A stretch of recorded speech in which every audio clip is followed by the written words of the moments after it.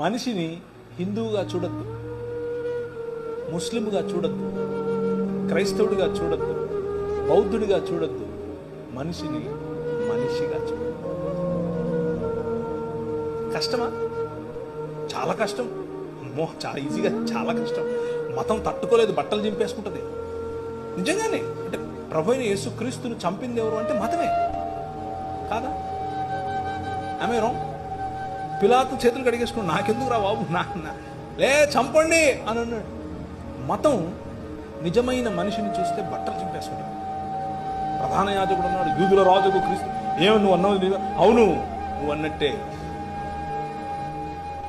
మనుష్య కుమారుడు ఆకాశ మెగారుడై దిగివచ్చుట మీరు చూస్తారు అని అంటే ఇంతకంటే ఎక్కువ సాక్ష్యం కావాలని బట్టలు చింపుకున్నాడు.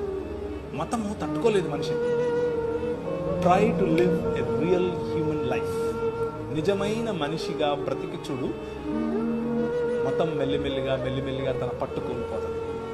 దట్స్ వాట్ పౌల్ చేసింది అదే.